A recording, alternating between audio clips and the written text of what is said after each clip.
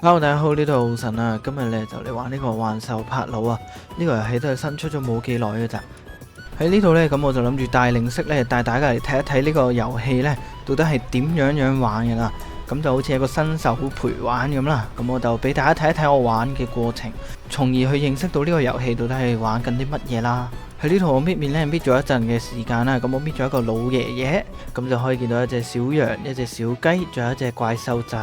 佢哋三個呢就睇住我出世喺呢個世界度啊。咁我一出嚟之後呢，咁我就好似係航行咗一段時間啊。咁隔離見到有啲船啦，有啲殘骸啊。咁呢度就寫住呢：高塔即為關鍵之鑰啊，巨樹秘藏一切嘅真相啊。新到呢個世界之後呢，冇喺我預期一樣呢，係從一個隨意嘅地帶開始啊。咁佢出世喺一個地方啦，咁我執咗個樹枝就變咗2厘啦。一開始都係要搜集各種嘅物資，打造各種嘅工作台出嚟啊。咁整完個工作台之後呢，咁就要自己手動去作呢個工作台出嚟啊。不過都唔會好耐嘅。呢啲事係帕魯整嘅後面，咁就升級呢個技術啦。升級完呢個技術之後呢，就去砍伐啲樹木啊，打石頭啊，跟住就整咗把鎬出嚟。跟住我就着手整咗一個帕魯球啊。咁有帕魯球先可以捉帕魯啊。帕魯除咗會幫我哋戰鬥之外呢，仲會幫我哋據點裏邊做各種各樣嘅工作啊，例如開採，例如伐木，例如淋花，例如種田，通通都係要帕魯先可以幫到我哋嘅。咁後期越捉呢啲帕魯就會越勁噶啦。咁佢哋所做到嘅嘢呢就會越多啦。咁而家就可以摸摸呢條皮皮雞啊！呢條皮皮雞就係我第一隻嘅寵物啊！佢啱啱捉到嘅時候都幾得意下，佢嘅質感唔係算話好精緻，但係睇起嚟呢係非常之可愛啊！我哋可以做動作啊，而且呢個帕魯可以跟住我哋一齊跳啊！係時候要建立一個據點啊！據點嘅範圍，我就將據點 set 喺一個求其一個位啦。咁呢個據點呢，就可以俾我哋奴役呢個皮皮雞啊！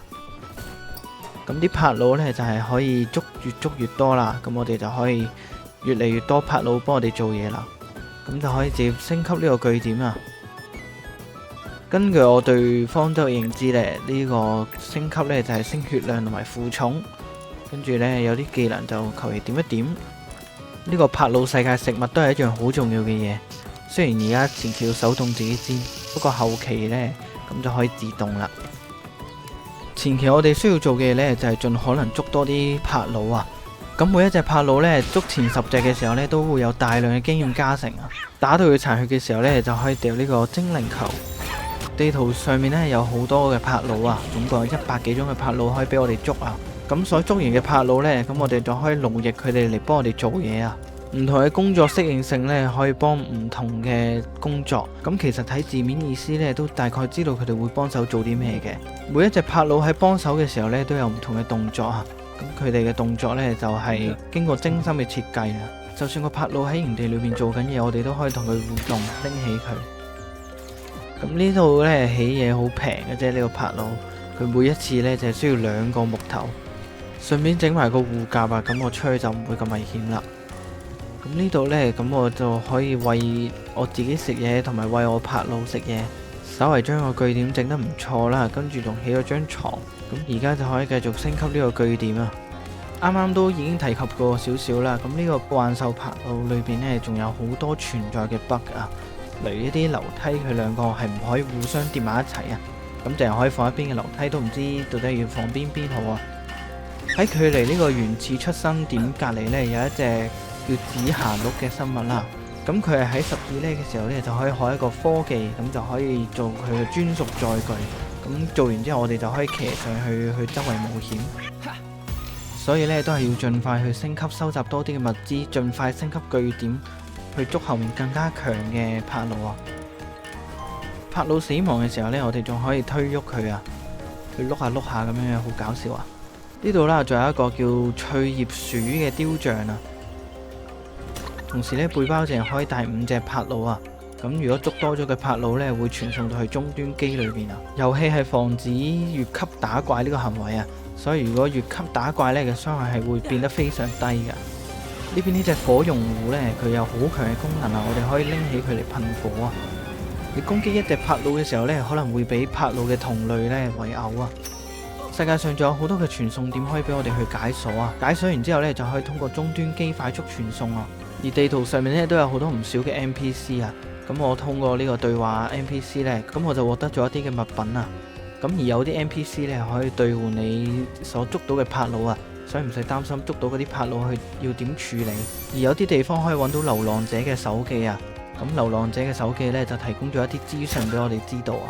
呢個遊戲嘅世界好大啊，所以我哋要慢慢去探索啊。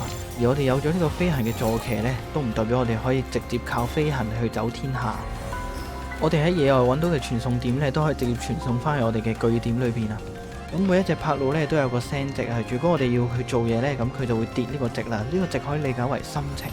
咁佢跌嘅時候呢，咁我哋需要一啲嘢嚟幫佢哋恢復，例如溫泉，例如俾佢哋合適嘅床鋪。呢個遊戲官方有同佢訂立咗一個目標啦，就係去挑戰高塔上面所有嘅首領，打死晒佢哋呢，就係圓滿嘅結束啊！呢個遊戲仲添加咗一個突襲嘅系統啊，突然間就會有人嚟攻擊你嘅基地啊，咁你就需要防守你嘅基地，咁柏佬都會幫我哋去打敗呢啲敵人，咁我哋都可以從呢個襲擊之中呢，捉一隻嘅柏佬。咁呢啲柏佬同普通嘅柏佬都冇乜分別啦，都有佢哋嘅獨特嘅技能啦。咁我哋捉佢哋之後呢，咁都可以任用佢哋啊。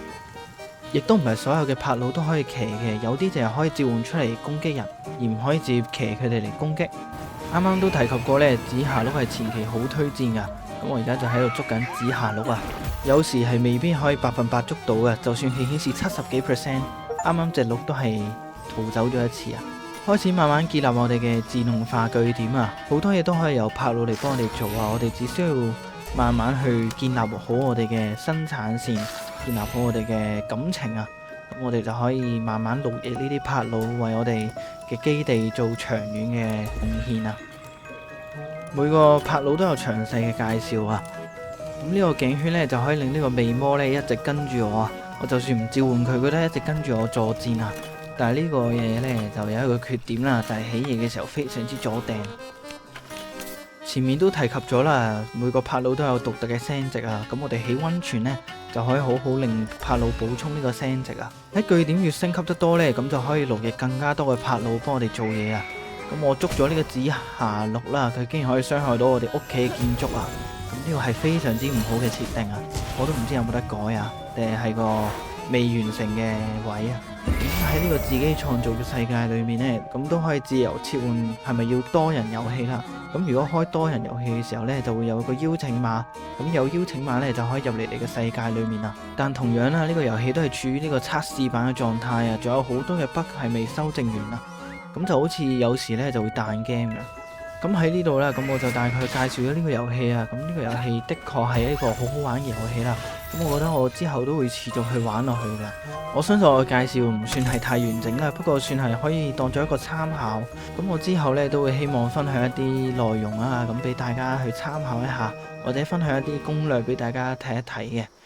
希望大家可以多多支持我，撳個訂閱呢個掣啊。而我亦都會去用心創作一啲優質嘅影片嘅。而如果有咩建議或者我做得唔好嘅話呢，都可以喺留言區同我講翻嘅。咁有咩唔完全嘅地方呢，就敬請原諒啦。咁我哋下一次再見啦，拜拜。